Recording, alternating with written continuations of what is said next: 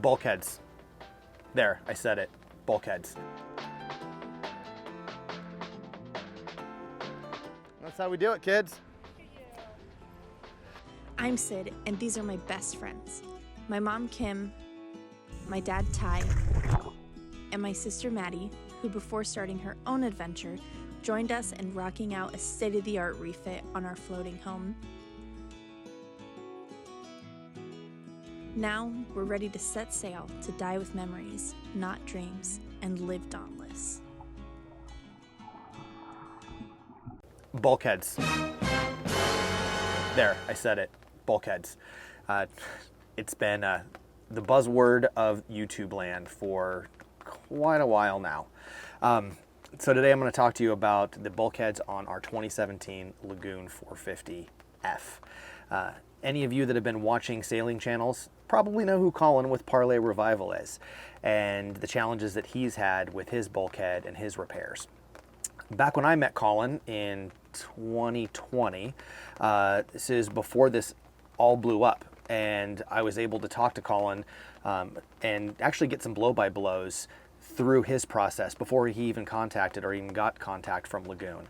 So we've been in this process since early on, and we've kind of just stayed out of it. And the reason we have is, unlike Colin, and I'm sure you guys may have seen David Shee that was next to him down in Central America getting their boats fixed, their boats are broken, like really broken. And kudos to them. They went through a lot of work, got their boats back on, got them repaired. Well, we're not in that camp because our boat isn't broken. And so we didn't need a repair guidelines from Lagoon. We were waiting on a reinforcement schedule or recommendation. So I want to share with you guys Lagoon's response to this whole process. And instead of me trying to remember it off the top of my head, I'm just going to read it to you now so that you can see what we were dealing with and what we were waiting for. Dear Lagoon 450 owners, over the last months, we were informed that some of you have encountered problems of forward bulkhead deformation. Because quality and safety are at the heart of the design and manufacture of all Lagoon catamarans, we have taken every feedback brought to us by dealers and yourselves on that matter very seriously. We started analyzing the cases reported to us by initiating several investigations and finite element analysis with two objectives: understanding if we could figure out damages, causes, and consequences, and two, to see how we could support every Lagoon 450 owner who had questions about the condition of their boat's forward bulkhead, as well as helping those facing forward bulkhead deformation to fix it. It took us some time to be able to come back to you with reliable information and establish processes and methodologies to check, to reinforce, and or to fix your forward bulkhead. Unfortunately, the COVID pandemic is slowing down our technical support team's travels and is making supply of shipping of the parts difficult, especially to the USA. We wanted to apologize for this delay, as we know that you have been waiting for our feedback for some time now. We hope that this page will answer all of your questions on this matter and enable you to engage any action you feel necessary to reassure you about your boat's seaworthiness and its resale value. In a nutshell, get the best out of your Lagoon 450. That's pretty much it in a nutshell. However, I do want to share with you the most important thing that we read that was interesting and comforting, basically, to hear. And that is the question of safety. This guarantee is, they state, is based on a study that we undertook in March of 2021, after we realized there were several Lagoon 450s affected by forward bulkhead issue.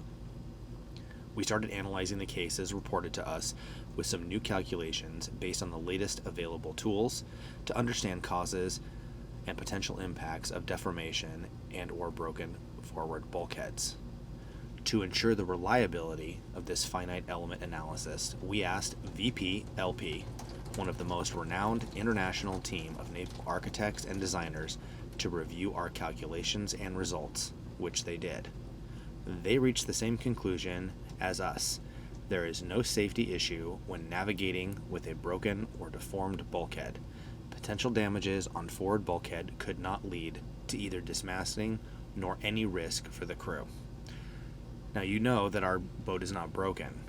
However, for those that do have damaged bulkheads, this is reassuring to know that even if their boat has issue, they are not in danger.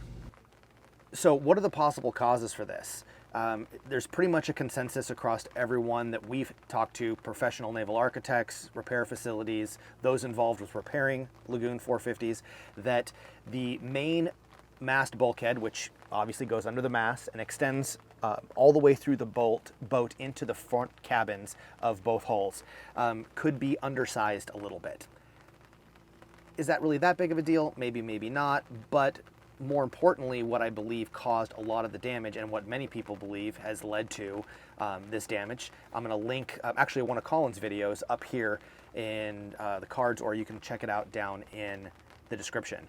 And that is over-tensioning of the rigs.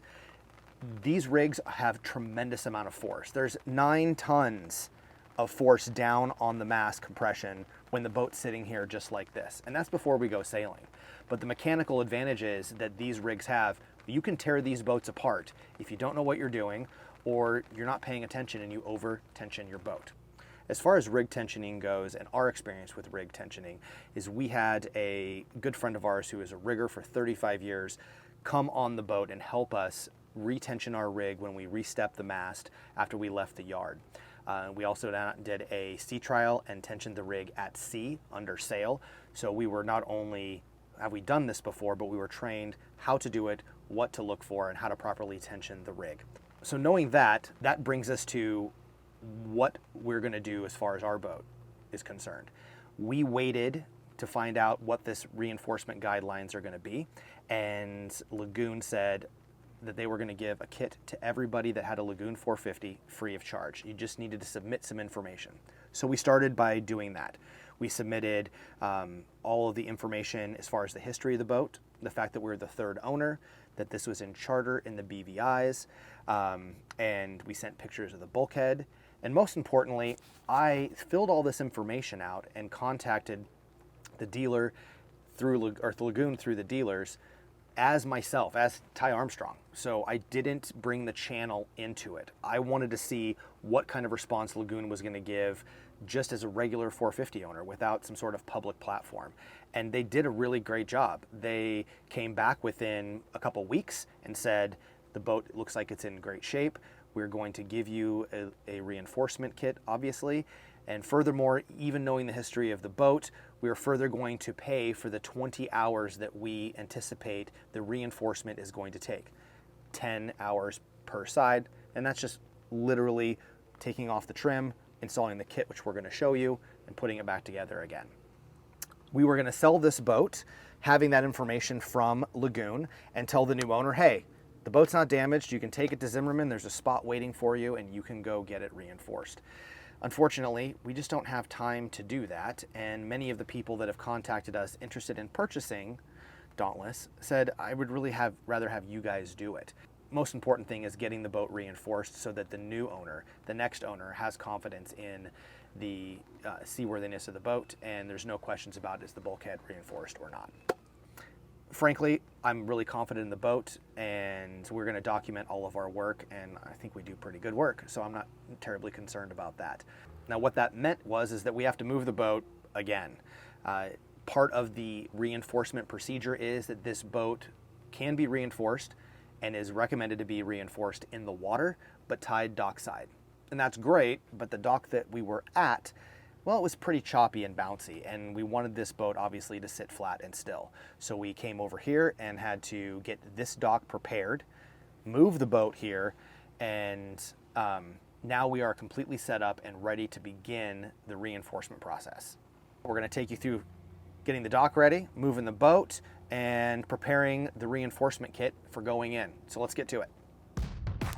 Previous episode, you guys may remember Fran, our friend, and Stella's vet. They were kind enough to let us borrow their dock on a house that they're currently remodeling. But to get it ready for Dauntless to show up and be tied there to get her bulkhead reinforcement done, we had to help him finish up some last-minute details, installing cleats and bumpers. Unfortunately, we lost all of the audio from this day, but still wanted to be able to share it with you. Our friends Sam and Kevin are guest starring again this week to help us dredge out some sand from the front of Fran's dock. He had it dredged before building the new dock, but when they put in the new pilings, they mounted up some sand, making it just a little too shallow for D1 to fit and float 24/7. In Kevin's past life, he was a commercial diver, so he had this down pat.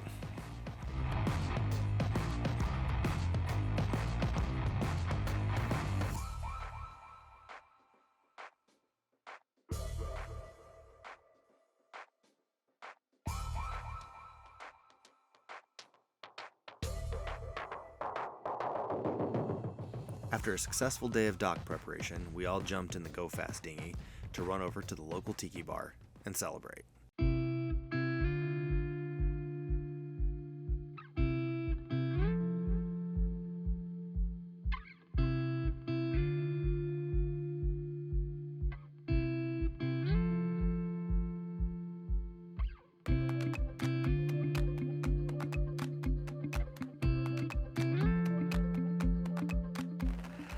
All right, guys, I would really like to thank you on behalf of the entire crew so much for all of your views and support and you guys watching this content that we're putting out.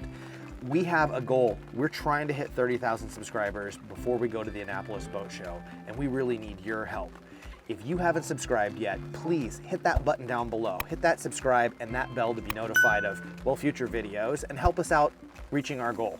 Now, if you are going to go to the Annapolis Boat Show, we really hope that you use our discount code SAILDauntless22. We'll put a link in the description down below, and we'll see you guys at the show. We had some last-minute visitors stop by and grab breakfast before we kicked off the dock and headed for the canal. All right, you guys ready for fun? Ready. All right, you guys release the bow lines. I think we're just about slack. All right, Ty, throwing my bow line back. Okay. Clear on my side. Clear on my side. That's how we do it, kids. Look at you. This is how we do it. Friday night. Get it. See ya. Fort Pierce Bridge, Fort Pierce Bridge, Fort Pierce Bridge. This is Sailing Dauntless requesting northbound traffic at your next bridge opening.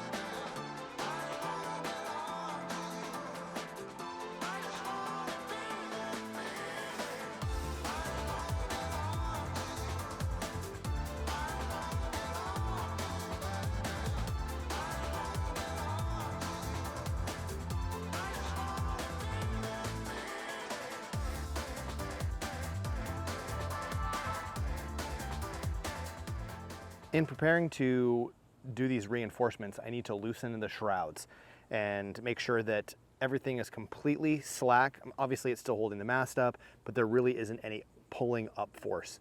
And to do that, I'm going to take and loosen a nut that's on the top and down here on the bottom of this turnbuckle. I'm going to loosen this up until this guy is nice and slack. Do it on both sides, and then that way we're just really, the boat's just sitting in the water as if it were a power cat.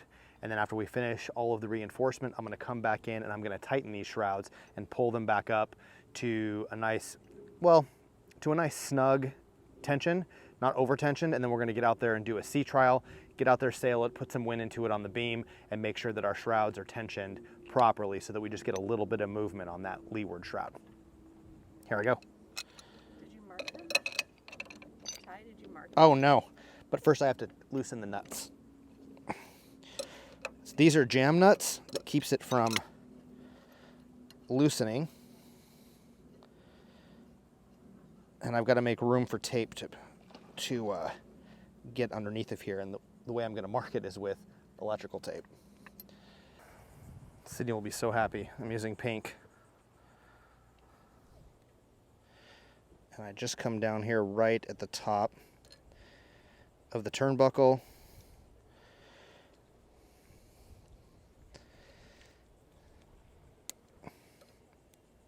Just like that.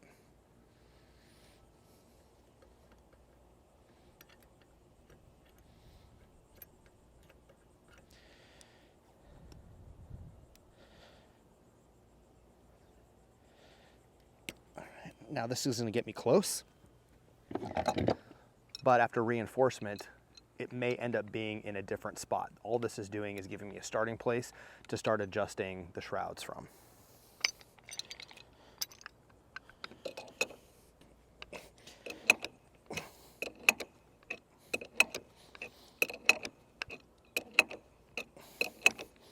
Now that the shrouds are loosened and all the tension is at absolute minimum on the mast, you can go down and verify that our walls are straight with our big level. And we're going to take the bulkhead covers off so you can see what our bulkheads look like. So is the level something that is like in the procedures to check for? Like, did they give you instruction for that, or No. where did you come to that conclusion? Well, actually, Colin with Parlay, when we were first talking about his boat and he wanted us to check our boat, I took this level and put it down on the walls in the companionway, and that's how you determine if the holes are kicked out or not. So I put this on the bulkhead or on the walls down in here in the hallways, and that will tell you if the boat's level or not. So that's why I'm doing it. And this is a nice big 6-foot level, so I get to see 2 meters worth of level or out of level. This is the repair procedure that Lagoon has sent us specifically for our hull number, and we're going to be following this as we go through the process to reinforce the bulkheads. So let's go take a look at their levelness, and take the covers off so you guys can see what they look like. Let's go. All right, so here is the port forward companionway. Can you see that?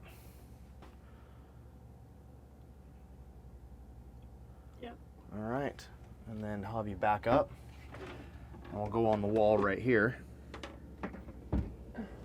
And this is just at the bottom of the stairs. Yep. Sorry about all this. Okay. There you go. It's blurry. Why is it focused on you and not? There we go. There we go. All right. So we now know that we're level, and now we're going to take the covers off to show you what it looks like.